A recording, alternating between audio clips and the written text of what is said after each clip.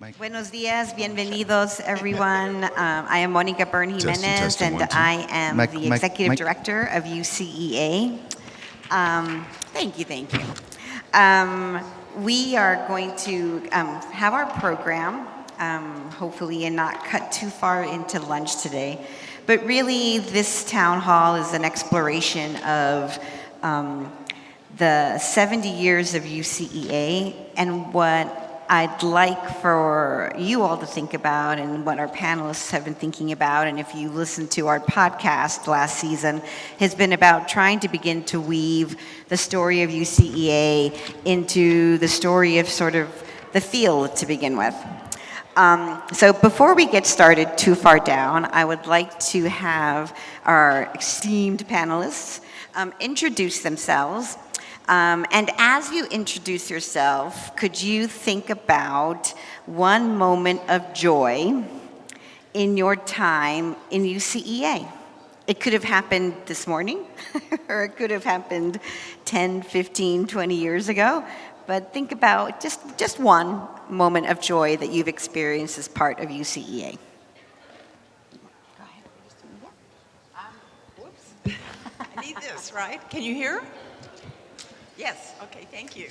I'm Martha McCarthy, and I was president in 85, 86. I had to look at the program to find out the exact dates. I've had many moments of joy in my nearly 5 decades with UCEA, but I'll just mention the first one, and that was as a new assistant professor participating in the Equity Project.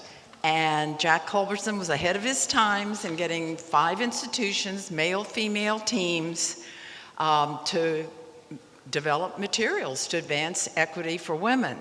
And believe it or not, in 75, he had trouble finding 5 tenure-track women in UCEA programs. 2 of the women were clinical faculty members. The other 3 of us were new assistant professors. Dave Clark was my co-director.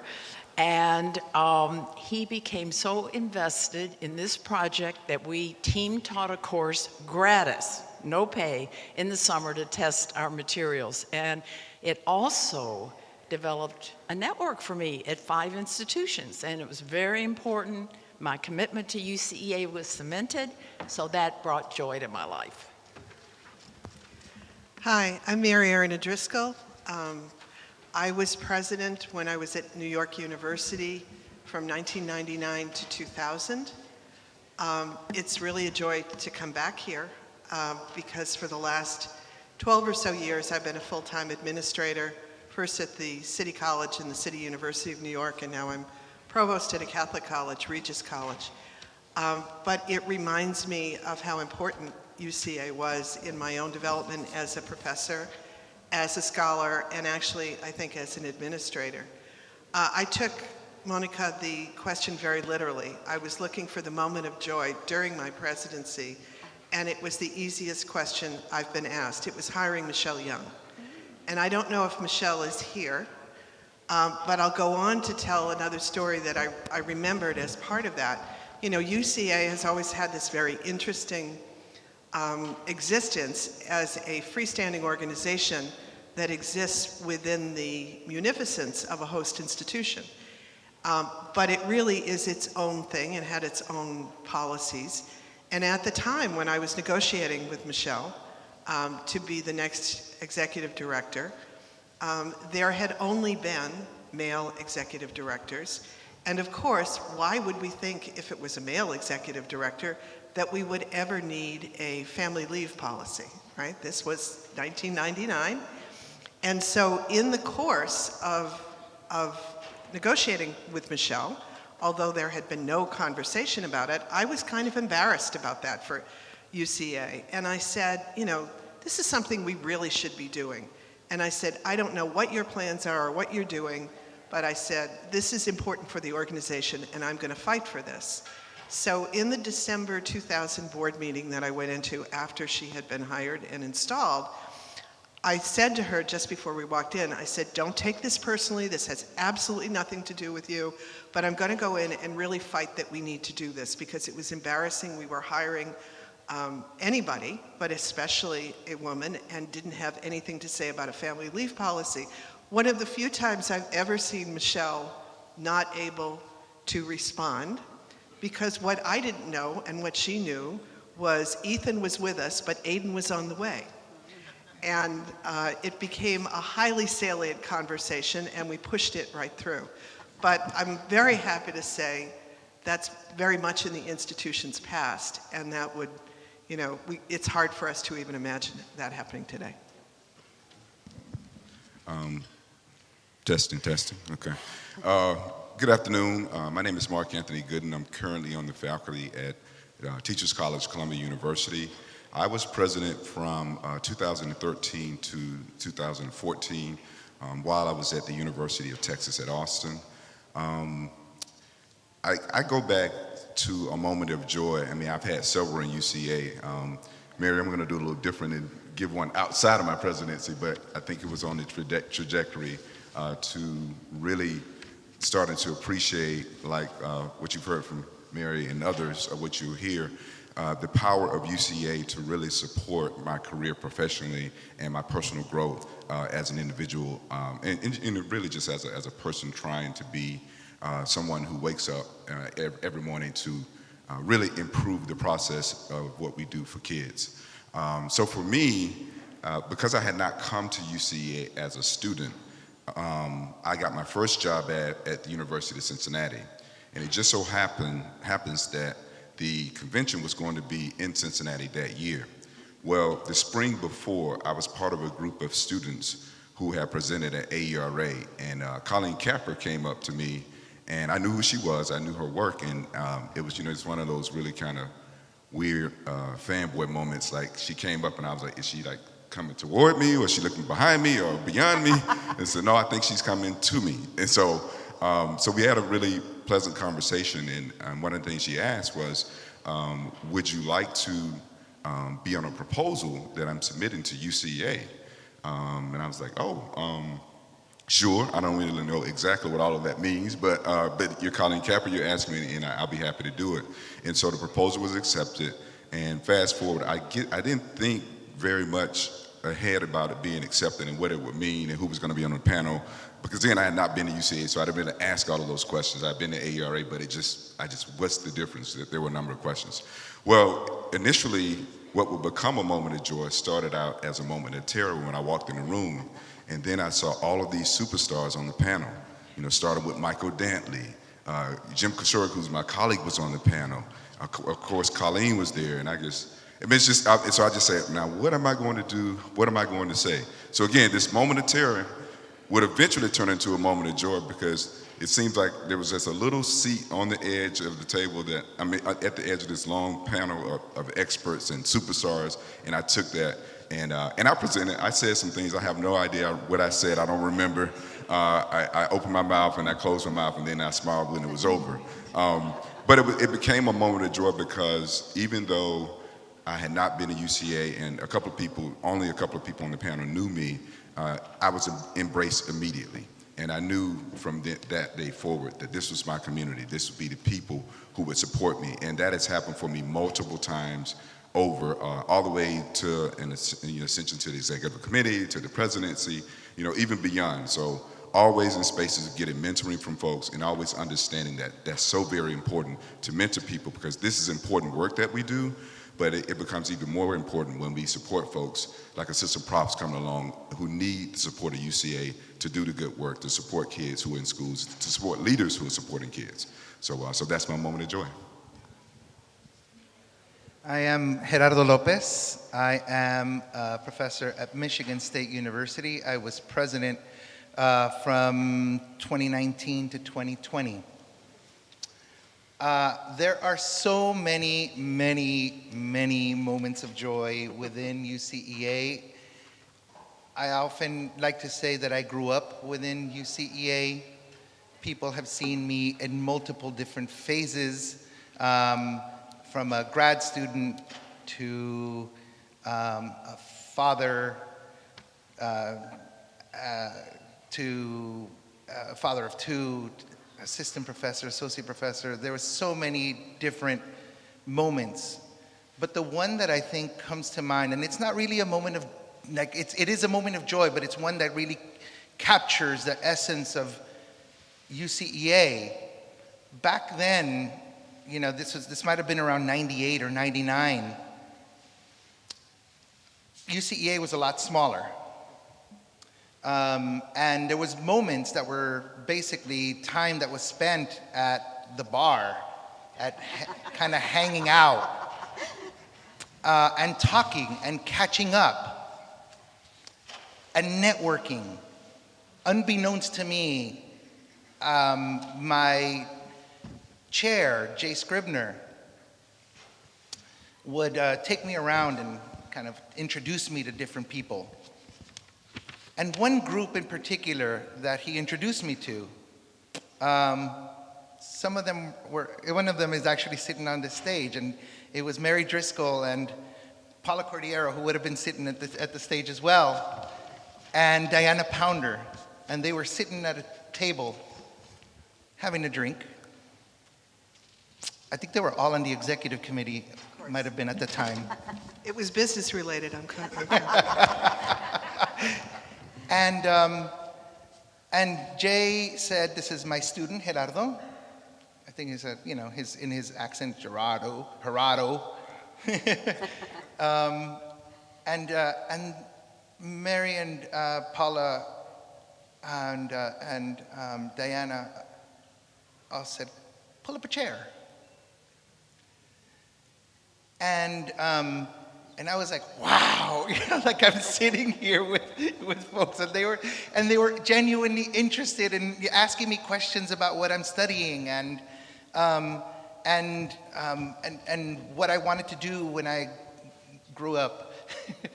And so I think that moment you really felt like this was a community. I was entering a community where people felt that they were, you know, like people were genuine in welcoming you and wanting to know more about you. And I remember they bought me a drink. I don't know who it was, but thanks.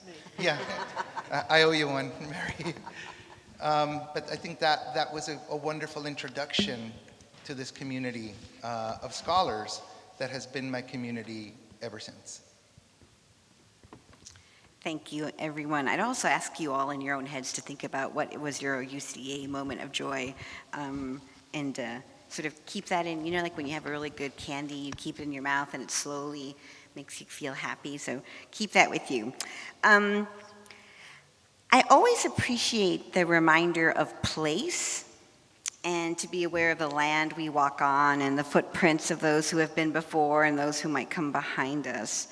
But in thinking about this session in particular, I became more aware of time, of the movement of time, and whether you think time is linear, whether you think it's elliptical, whether you think it's rigid or flexible, time is as important as place and space. And I think today's the artwork in particular for this convention really captures that.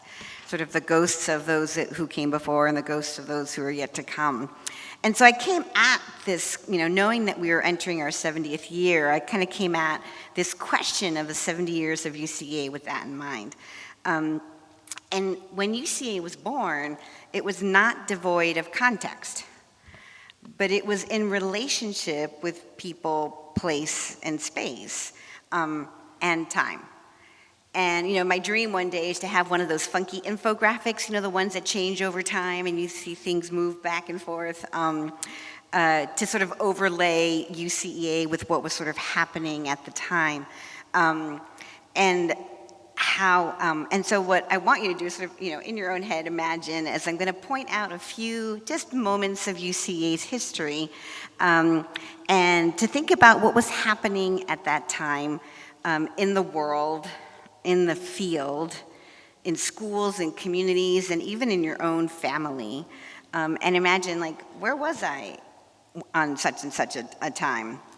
And so I'm just we have this infographic up by the registration, which actually looks at the 70 years and sort of pivotal moments in the organization. Don't worry, I'm not gonna go over each one of them. But I just sort of like randomly picked a year to see what was happening at that time. So UCEA was sort of officially founded in 1954. Obviously, it was Brown versus Board of Ed. And I'm not sure whoever was in the room was thinking about Brown versus Board of Ed, or if somehow by osmosis, it became part of our DNA even unconsciously. But then all the subsequent civil rights movements that happened, that UCA was sort of, again, sort of swimming along in. Did it move? In 1965, oh no, I passed it to Beth here. In 1965, when EAQ was founded, that was when the Watts riots were happening here in LA. Oop, wrong way. We sort of jump ahead to 1985, when Martha McCarthy became the first female president of UCEA. Also the year, also the year when Roe v. Wade became law.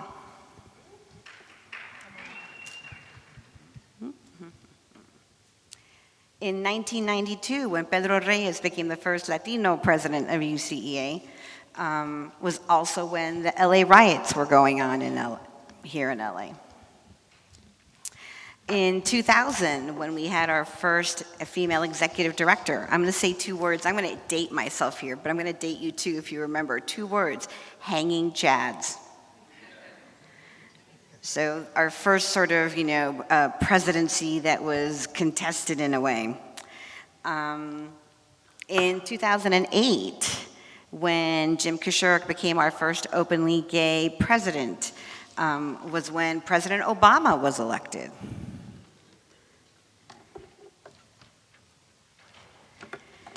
In 2013, when UCEA first developed the Excellence in Educational Leadership or Exemplary Educational Leadership Program in 2013 is when gay marriage was legalized. And then if you think about my own time,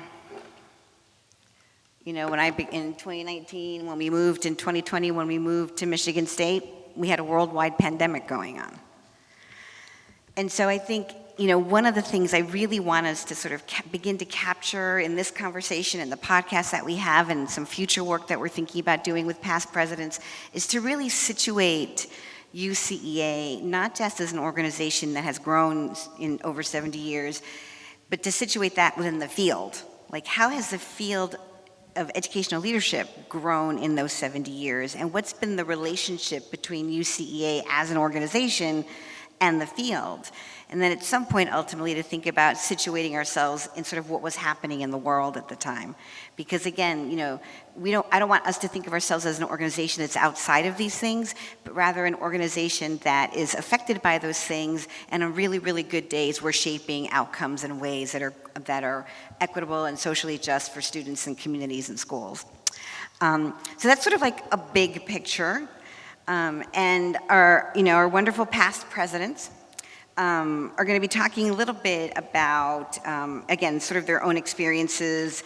And I guess my first question to them, and then I'll sit down a little bit. And I love the storytelling going on. I think storytelling is key to understanding and making meaning. So I so appreciate that a question becomes a story. So again, with this sort of framing in mind, what were some of the emerging or pivotal discussions happening in UCA when you were president? And I think, Mary, you sort of won already, sort of, understanding and awareness of families and family leave, right? But what were some of those emerging conversations that were happening at the time? I'm gonna sit down. Yeah, go ahead. All right. Well, many of the conversations during my presidency back in the dark ages were about how to expand UCEA's reach, make it more relevant, make it more inclusive. And you may not know this, but from its inception until the mid-'80s, really the reach of UCEA wasn't that broad. It had no conferences and had some regional seminars, and those were quite good, but really the PSR was involved, and not even many faculty at UCEA institutions. So during my presidency, we really talked about how do we reach out to the other faculty at UCEA programs, but to faculty at non-programs. They are preparing the bulk of educational leaders, and UCEA is not really reaching them. So a lot of the discussions were about that. And it was interesting. During the year of my presidency, we decided to increase the number of faculty that were invited to the plenum, because that was the only meetings that we had at that time were the plenum. And so it was over double the size. And the reason we did that was to discuss the recommendations of the National Commission on Excellence in Educational Administration, which were significant. So we had this broader group. It was in Tempe, and then we laid the groundwork for the first conference, which was the next year in Charlottesville, about 150 people. It was a 2-day conference, and we were so excited about it. And I take some credit for suggesting the conference, but none for their success. That goes to all of our wonderful executive directors and their planning teams. And clearly, there was a huge need because these conferences have grown significantly and really put UCEA at the forefront of any kind of efforts to reform leadership preparation and what is happening out in the schools.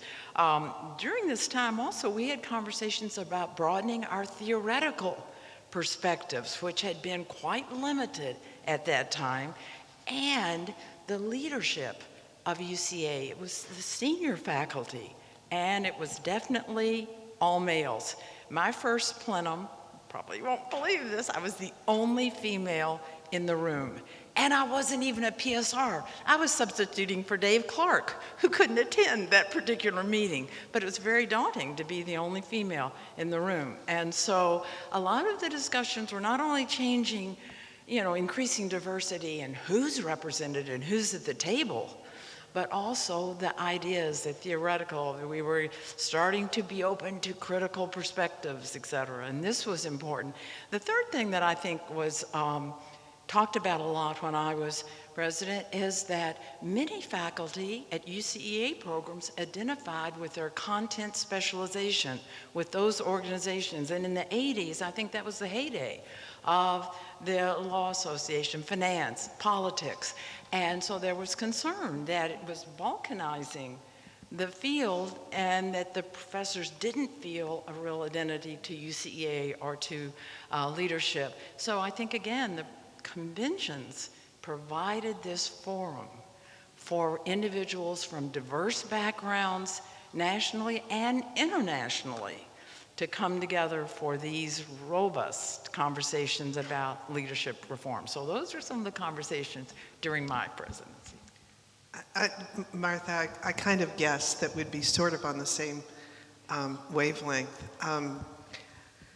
And I'm sorry that Paula Cordeiro isn't here because she was really a champion of, I can still remember her presidential address where she challenged UCA and said, do you want to be the New York Stock Exchange or do you want to be NASDAQ?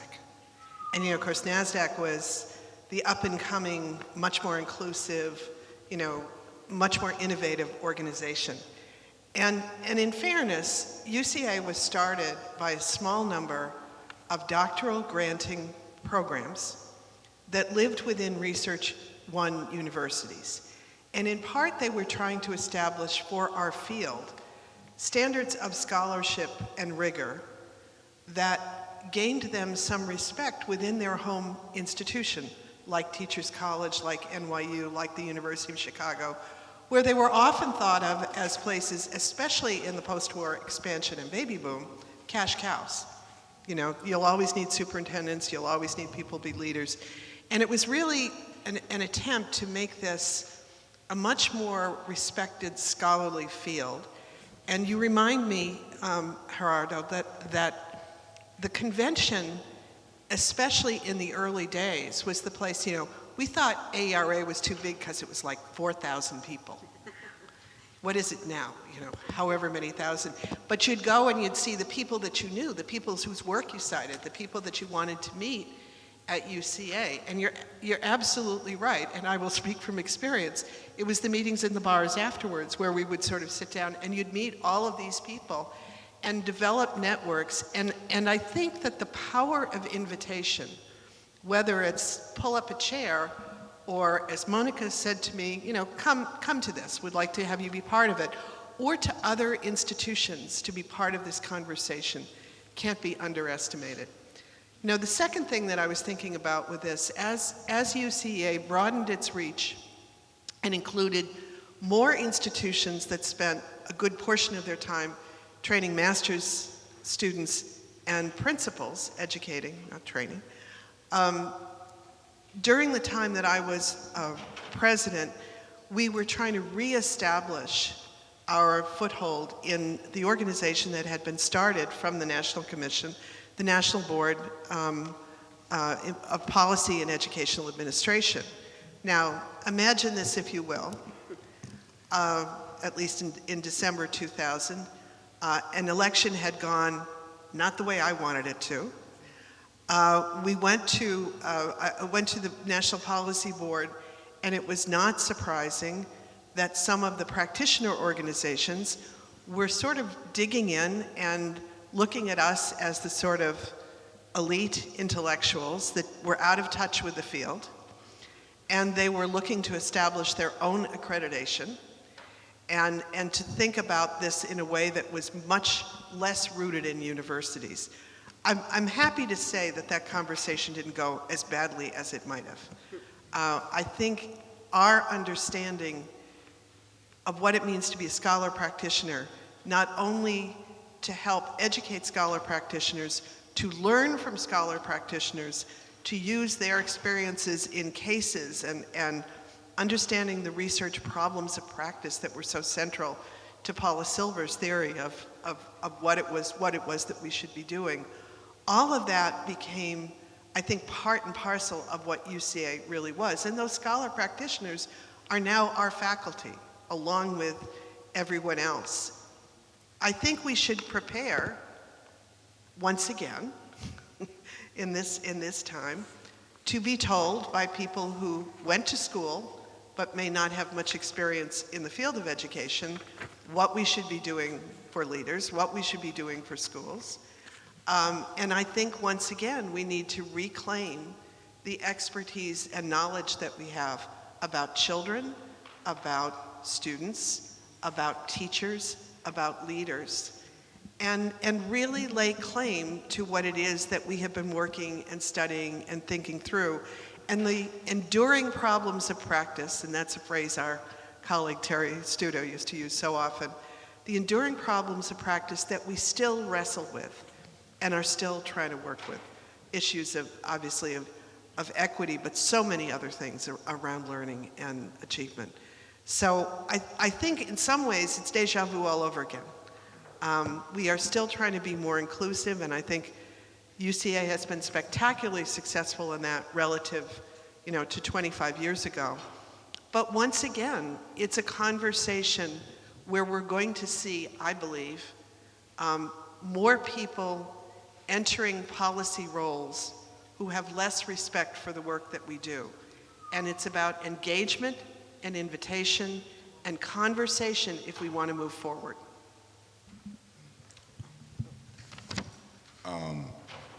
Yeah, thank you for that, Mary. I think that sets up kind of my thinking, and I'll get to the presidency, my presidency part, but I see it, I guess one thing I should say is I see my presidency as really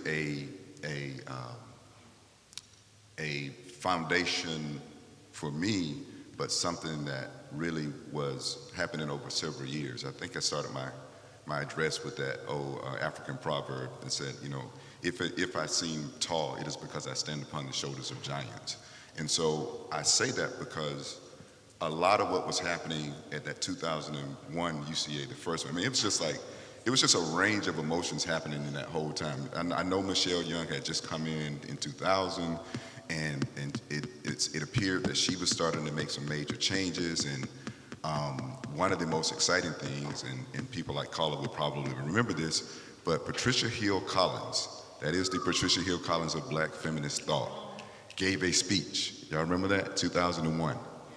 And I saw at least one of my professors at Ohio State walk out of the room. And I saw another one walk out of the room. And I saw them kind of go to a corner and start to whisper. And I heard people saying things like, I'm not coming back to UCA. And I say that because that was that tension that was there. I mean, it was palpable. But it gave us an opportunity to see like what was going to be, I think, the next steps in terms of UCA's internal questioning, internal interrogating. What do we mean when we say equity? What do we mean when we say we're going to talk about race? What does it mean? And from 2001, I would say, over the next several years, there was this tension, of course, but there were also these points of growth. And I was watching very carefully how we were defining social justice. Again, there was tension. Some of us were saying social justice means gender equity to me. Some of us were saying social justice means racial equity. Some of us were, and so again, there was this question of we've got to be talking about this collectively. Otherwise, we are going to amplify white supremacy. It will be I remember hearing the term, or are we going to do this to move the organization forward, or are we going to have the oppression Olympics? I heard that question multiple times. So I say all that to say, one cool fun fact, Pat Hill Collins was at the University of Cincinnati, and her husband, Roger Collins, happened to be in my department and was my mentor my first few years. So my wife and I would taunt our friends at Ohio State by saying, yeah, we just had brunch with Patricia Hill Collins and her husband. But maybe one day you can have brunch with her as well. So anyway, but anyway, that was a lot of fun to get to know them and connect with them and learn from them. But it was one of those things as we moved to 2006 in Michael Dantley's speech, and I want to just bring that quote up, and then I'll say something from my speech. So Michael, who had been pushing us as the first black man to be president of UCA, to think about these courageous conversations. And so in 2007, from his speech, he said, our responsibility as educational leaders must be to prepare our students to transgress against the hegemony of racist perspectives and homophobic prejudices.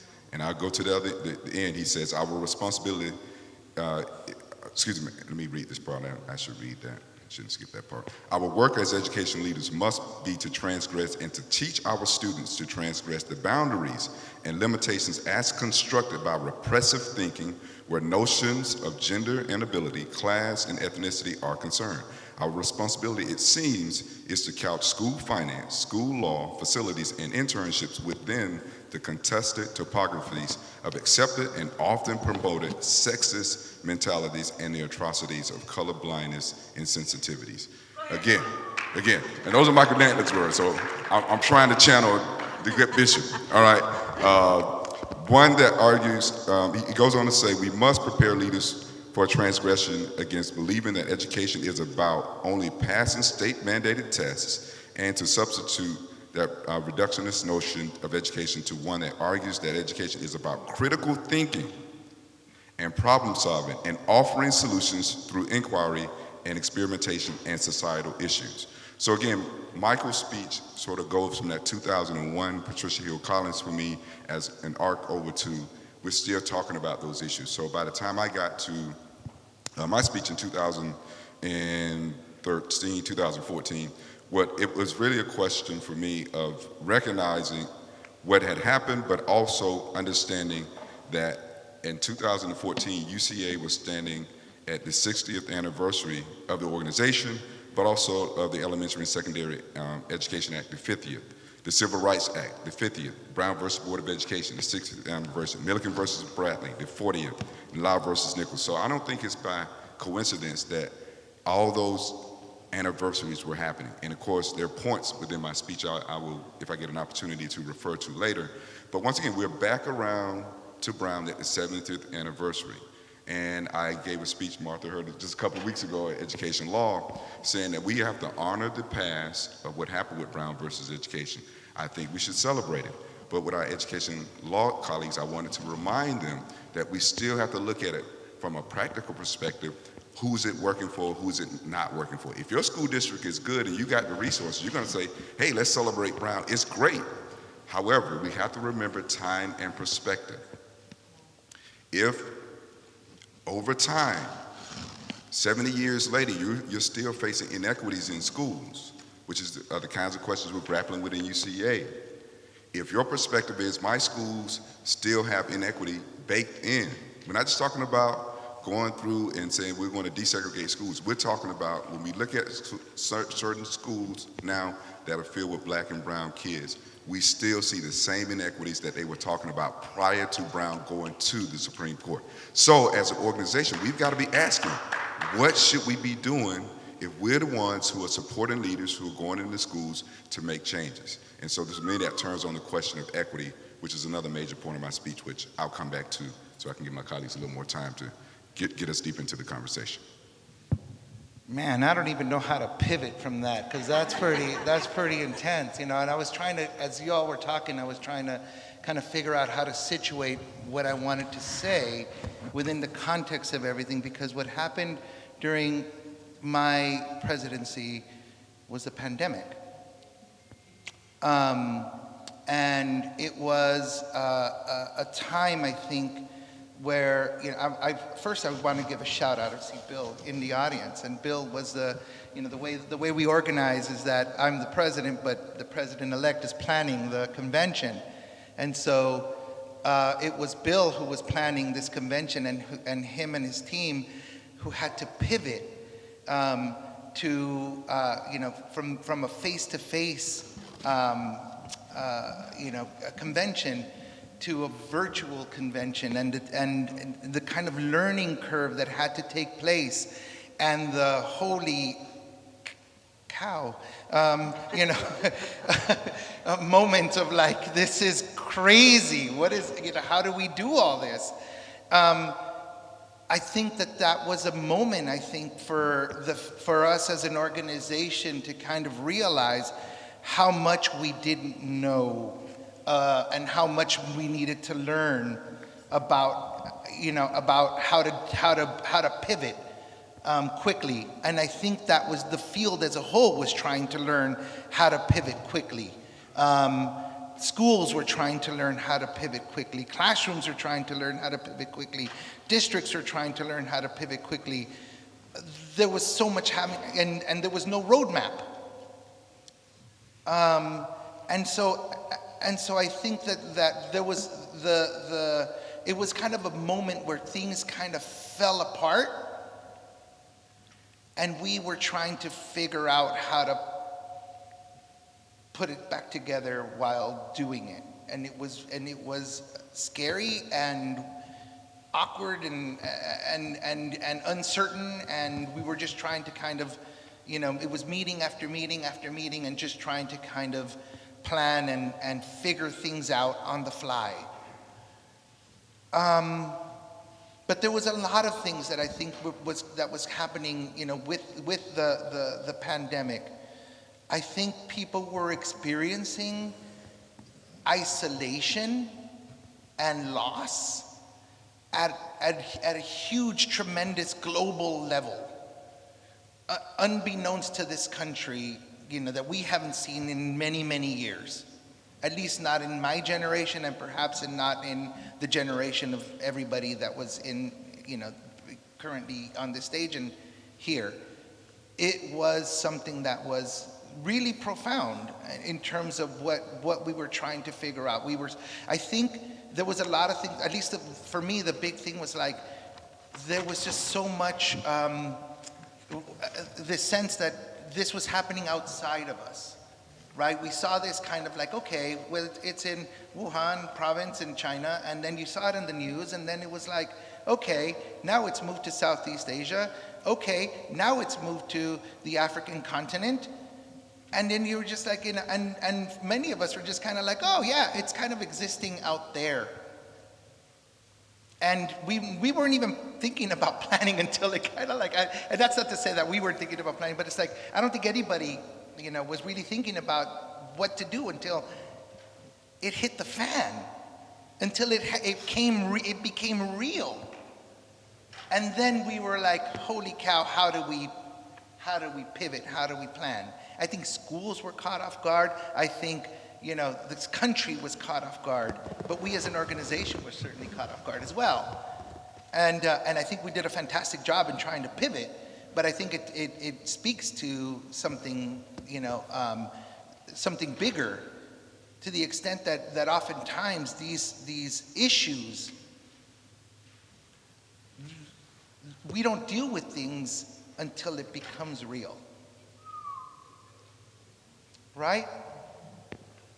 And I think that for me it's whether that's sexism, racism, how to address issues of gender equity or sexual orientation inequities. Like we tend to like not to touch them until they touch us, until they become real for us. And so I do think that it's important for us in terms of bigger lessons. How do we anticipate what's coming down the pike? And or A, or B, recognize what's been there all along so that we don't get caught flat-footed when it hits the fan again.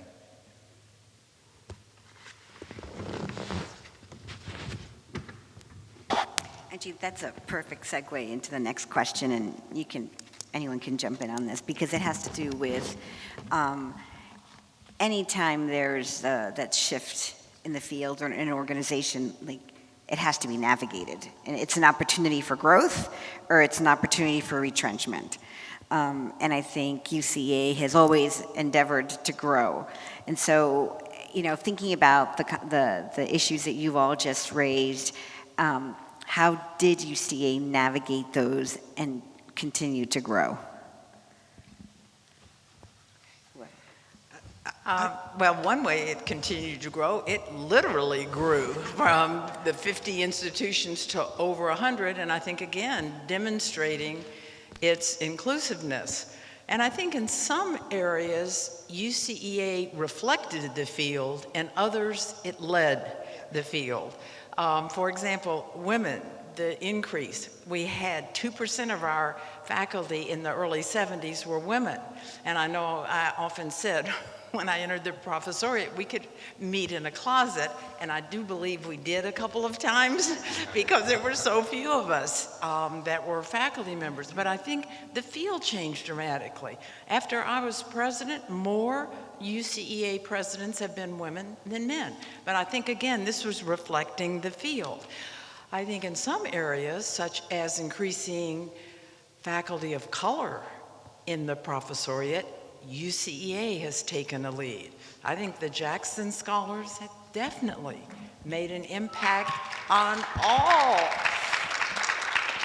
programs, not just UCEA programs, as far as increasing the faculty of color.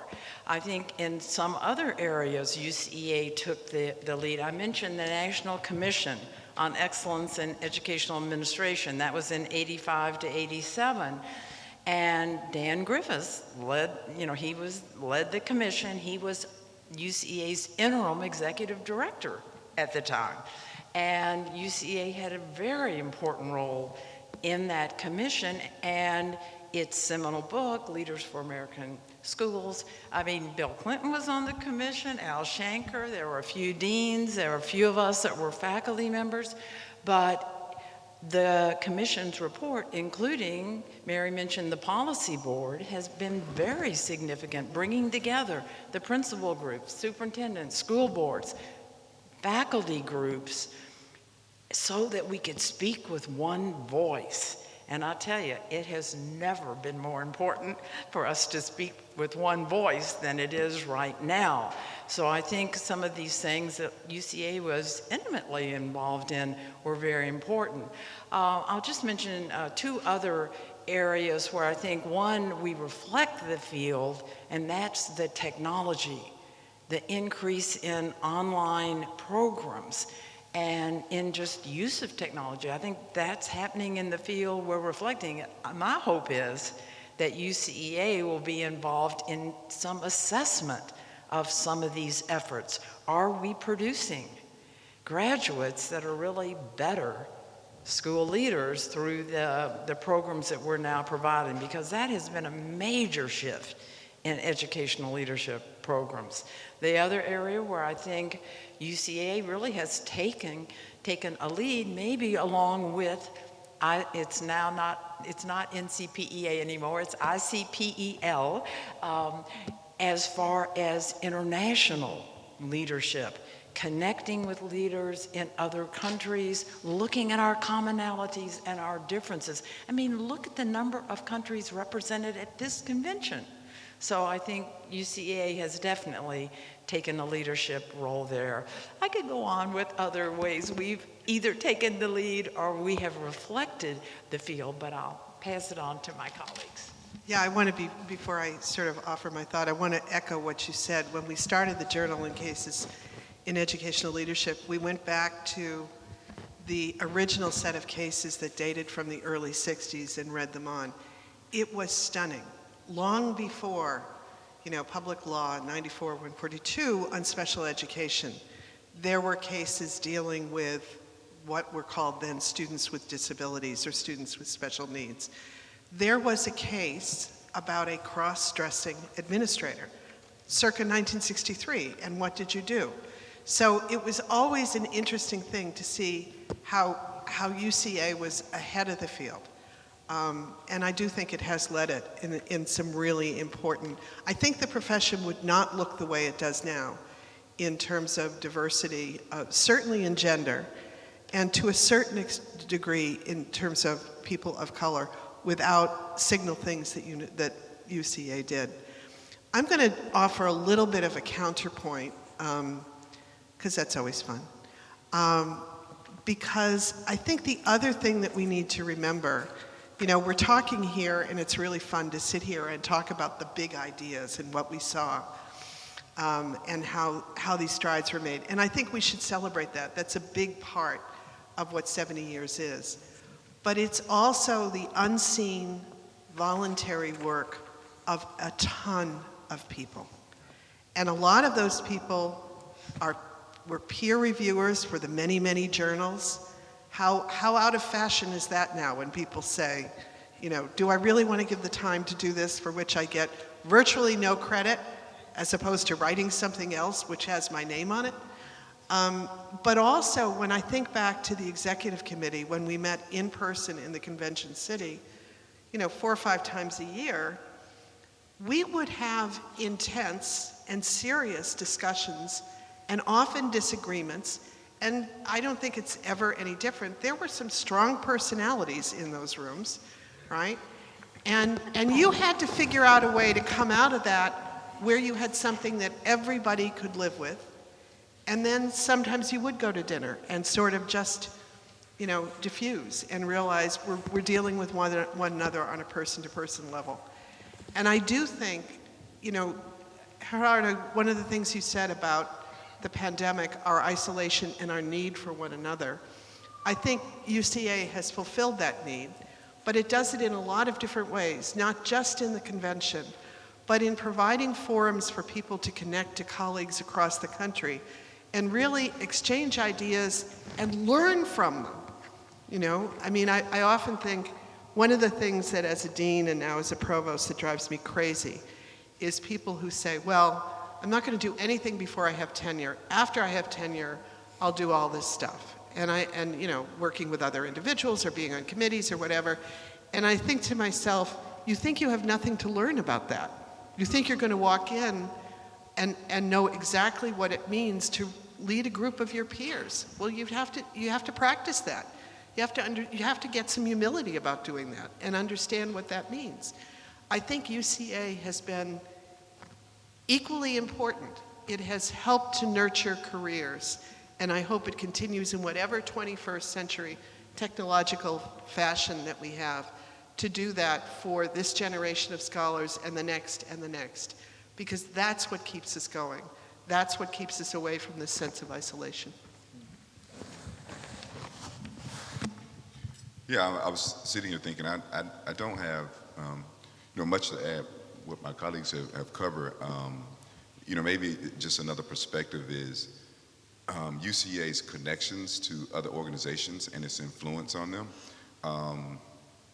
I remember writing with Brad Davis a criticism of the PSEL standards when they did not have what we thought was a strong enough conversation on equity, specifically on race. I apologize. And but it was interesting because the next iteration of the PSELs were about to come out, and there was some other conversation about the NEP standards. But I say all that to say, UCA was a part of those conversations because UCA had representation on those standards committees.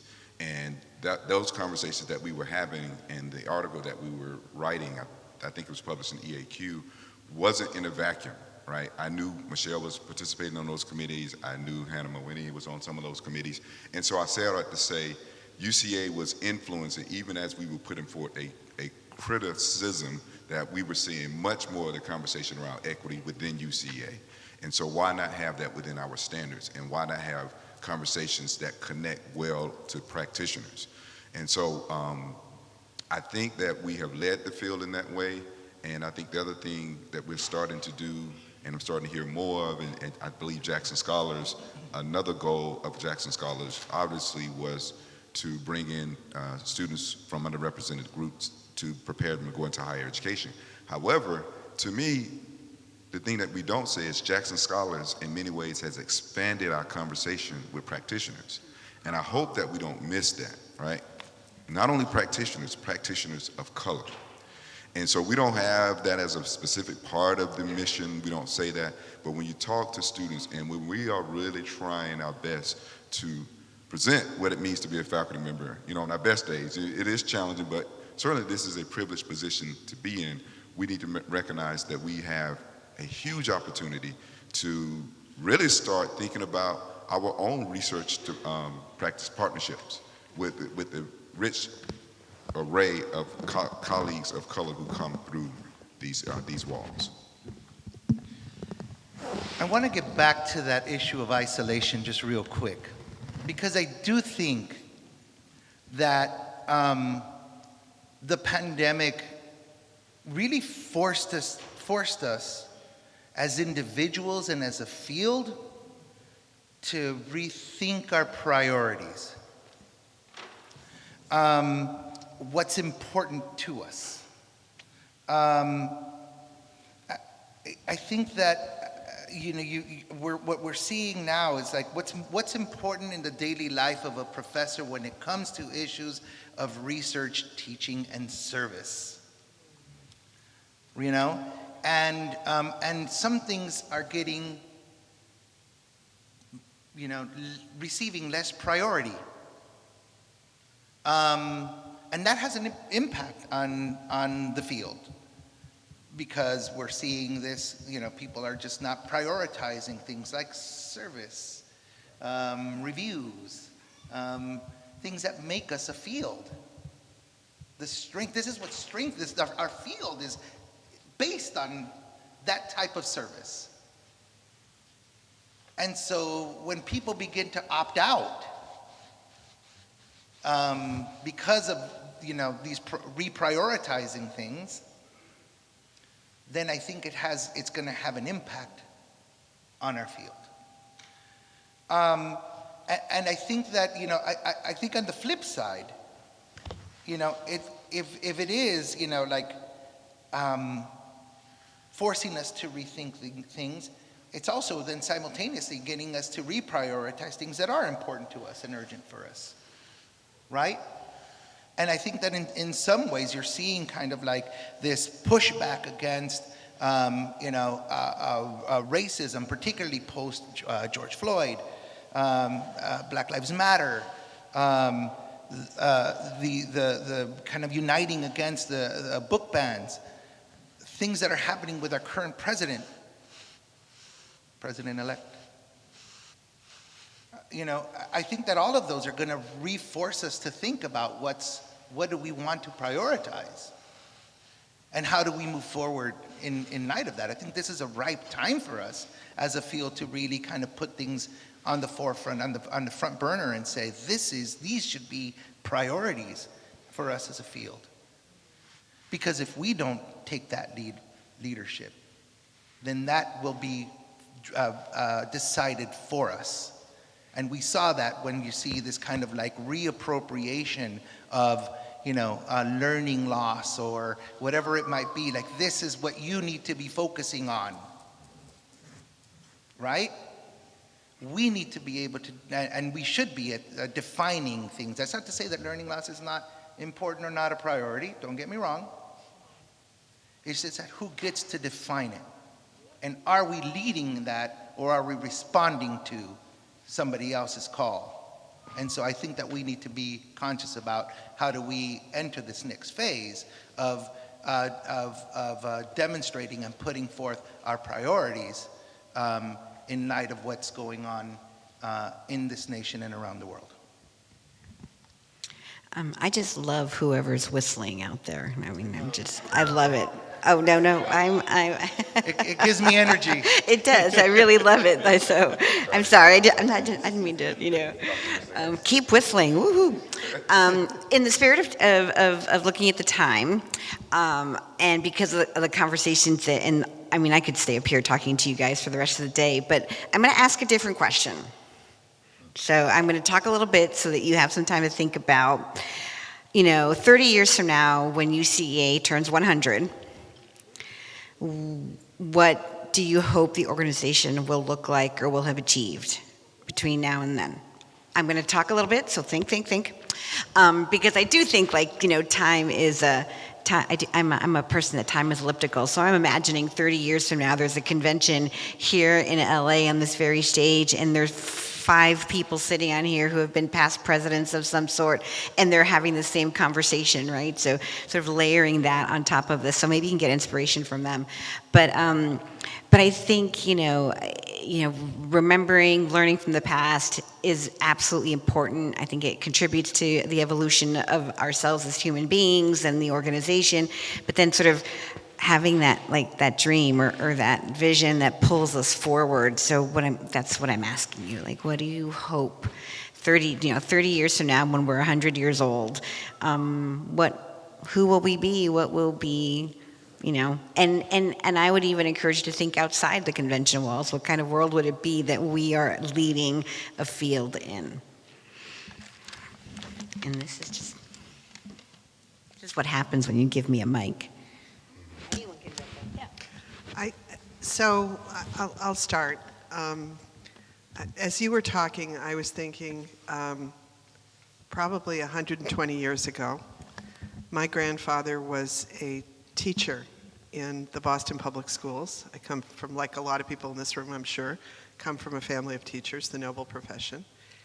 And then he became a master teacher, which is what principals were called in the Boston schools around 1918, 1919.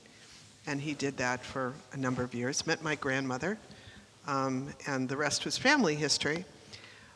But if it's an old one, but a good one, David Tyak's One Best System, that professionalization of leadership led to a managerial framework that was so prevalent up to including the 50s, 60s, and early 70s, that it was perfectly okay for a school leader really not to know anything about instruction.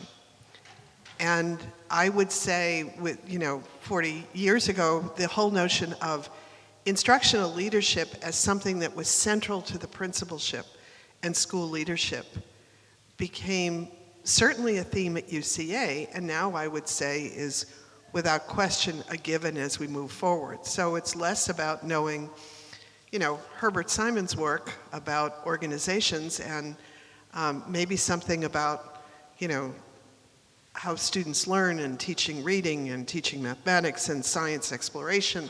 That's just as important, as well as all of the other human resources and complicated finances, law, pieces that go into the job. I would love to think in 30 years that just as that has become normalized, that our efforts to think about understanding the importance of diversity and understanding how it strengthens organizations and the work we need to do is just as much a part of the everyday experience of every school leader, and that's recognized and important. And I think that UCA is well on its way to making that happen.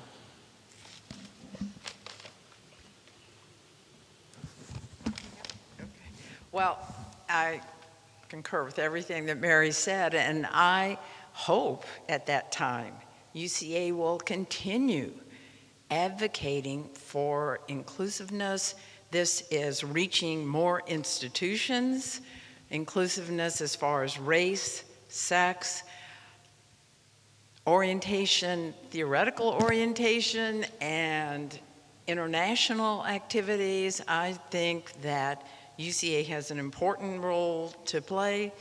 We don't have all the answers, but we need to keep asking the significant questions, and we need to advocate for what is just, regardless of the pushback. And there's no question we're going to have pushback that's coming fairly soon. One thing I want to urge UCA to do is another study about our programs and our faculty. We have 4 comprehensive studies, 40 years of data on our faculty and our programs, but the last was in 2008. We really can't work to improve our programs if we don't know what our programs are doing and what our faculty are doing. And in 2008, there was a trend from the last 40 years of faculty being pretty complacent about problems in the field, very satisfied with their roles. So we had a lot of things that stayed the same. Teaching was their primary strength. Has that held up? We don't know in the last 15 years. More importantly, the things that were different in 2008 from the 80s and 90s, have those trends held up? For example, more generalists were hired in 2008. Is that still the case? Scholarly productivity had declined from the 80s and 90s. Is that still the case? There were just a lot of things where we saw some changes that we need to know. Were these trends, or were they anomalies of that particular time? And I'd really like to see us study our faculty. The number of programs, by the way, increased from the 90s to 2008 from 300 something to over 600, but with fewer faculty in each program. And that may be why there was a trend toward hiring generalists rather than content specialists. But we need to know, again, do we have that many programs, and where are our school leaders being prepared? I could go on and on about the need for us to do another study looking at ourselves, looking at our programs, so that we can really plan for that 100th anniversary. That I'd like to see. Yeah, thank you, Martha. Just to build on that, I think if we're talking 30 years into the future, I have a similar point, but I'll go back a little bit in UCA's past, and here's a quote that says, "We have also been quite interested in questions of equity as they have been identified as questions of quality. Our position from early on, I think, has been that gender and ethnicity are considerations of quality, and the absence of women and ethnic minorities from our ranks and those of school administrators lowers quality. We have consistently worked at increasing our diversity and that of the administrative cadre in the public schools." Now, that's a challenge. And at last, I want us to understand there's this thought that they're doing this at the K-12 school levels. They're becoming more diverse. Now, we still know that there's some problems. I'll talk about it in the next session, shameless plug of what the national statistics are. But I think in this, that's a challenge that came from 1990. That was some stout, past President Stout. What UCA did was increase the number of women and minorities within UCA. I think what we still need to do is think about how are we going to challenge the field. And Martha, you mentioned one. Like, how are we going to go out and say to our programs, we are looking at indicators of quality, but we're starting with the number of people of color that you're recruiting and the ways in which you're doing it. Same thing with students. And the results of how you're graduating and getting them out in the field, because that addresses an issue that the field has. We all know that it's still 77% principals are white, 78% of teachers are white. And we still know that there's an issue of recruiting and retaining teachers, and it's going to be leaders of color. We have a head start on teachers, but we know that our leaders are coming from the ranks of teachers. So I think we can get ahead of that. So in 30 years from now, I would like to see that we have actual indicators, an actual instrument, an assessment that has gone out. I mean, we've done inspired surveys in the past, but like Martha said, we've had ways of collecting those data. And we started to do a little bit of that when we started doing some of the leadership supporting diverse learners.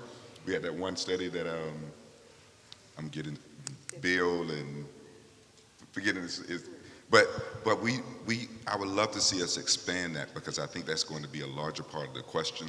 That's going to be a larger part of the future.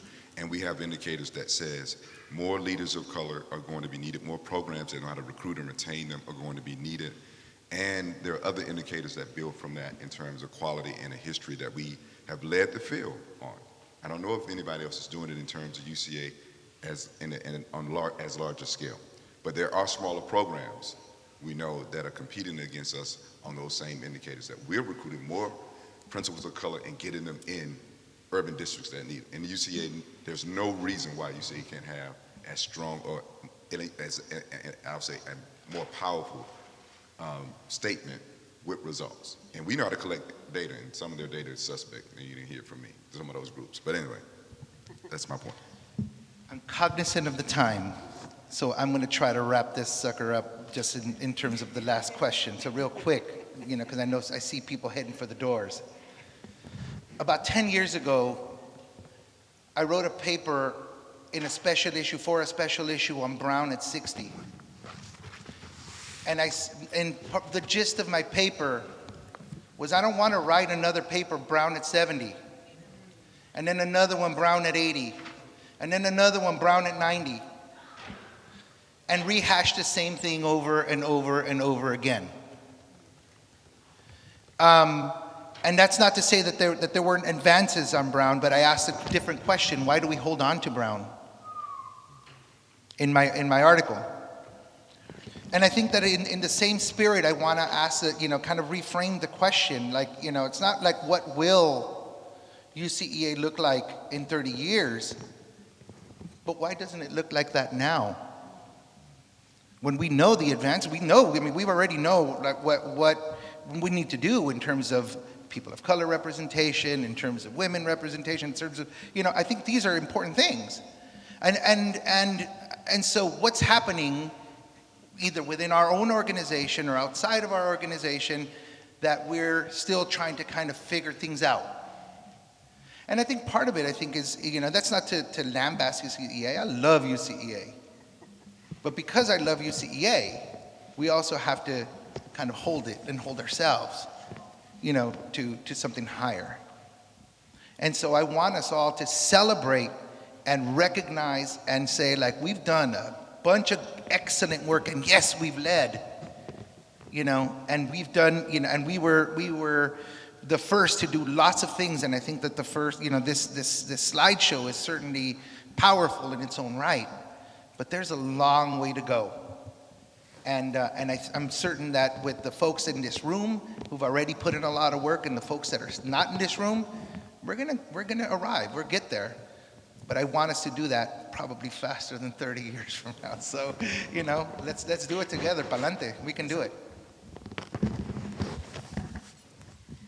I just love these answers, right? And gives me us a lot to think about. I think, I would like, and I'm going to answer my own question because I'm not going to be here in 30 years. I'd love to see an organization that is more ecological, perhaps.